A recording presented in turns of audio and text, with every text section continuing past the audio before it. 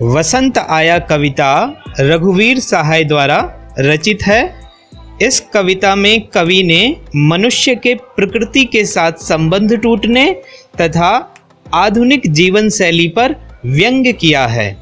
आज लोगों की जीवन शैली ऐसी हो गई है जिसमें मनुष्य प्रकृति से बहुत दूर हो गया है। बसंत ऋतु का आना अब अनुभव करने की अपेक्षा कैलेंडर और कार्यालय में होने वाली छुट्टियों की वजह से पता चलता है। अब प्रकृति के माध्यम से बसंत ऋतु के आगमन का अनुभव मनुष्य नहीं कर पाता है।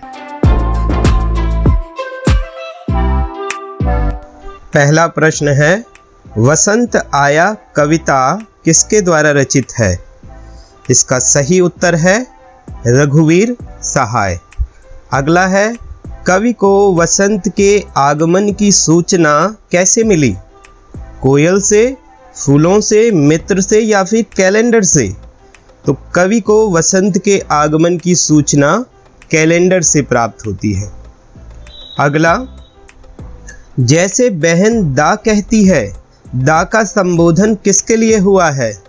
तो यहाँ पर विकल्प हैं दादा के लिए, भाई के लिए, चाचा के लिए या फिर दादी के लिए। सही उत्तर है भाई के लिए। अगला है, कवि को किस पेड़ पर चिड़िया के कुहुकने की आवाज़ सुनाई दी?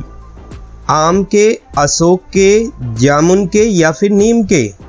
तो कवि को अशोक के पेड़ पर चिड़िया के कुहुकने की आवाज़ सुनाई दी। अगला है, पियराए पत्ते में कौन सा अलंकार है?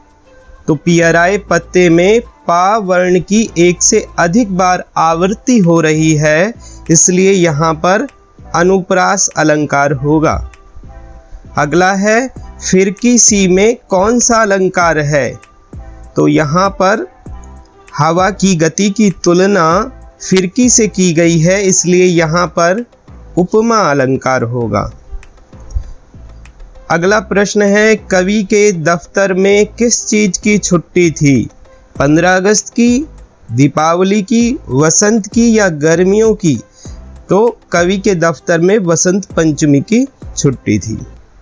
अगला प्रश्न है, सुबह जैसे गर्म पानी से नहाई हुई, इसमें कौन सा अलंकार है? तो इसमें उत्प्रेक्षा अलंकार है, और क्योंकि यहाँ पर सुबह का मानवीकरण भी किया गया है, इसलिए मानवीकरण अलंकार भी होगा। अगला है, वसंत आया कविता में किस पर व्यंग्य किया गया है? तो इस कविता में रघुवीर सहाय जी ने आधुनिक जीवन शैली पर व्यंग्य किया है, जिसमें मनुष्य प्रकृति से अपने रिश्ते तोड़ते जा रहा है। अगला है, कविता में किस ऋतु में आम पर बौर आने तथा पलाश के फूल खिलने की बात कही गई है? उत्तर है वसंत में। अगला है, वसंत आया कविता में कवि की प्रमुख चिंता क्या है? तो इस कविता में कवि की प्रमुख चिंता मनुष्य तथा प्रकृति के बीच टूटते संबंधों को लेकर है। मधुमस्त पिक में पिक का क्या अर्थ है? कोयल, तोता, मोर या फिर चिड़िया? सही उत्तर है कोयल। अगला है, कविताएं पढ़ते रहने से कवि को क्या पता था?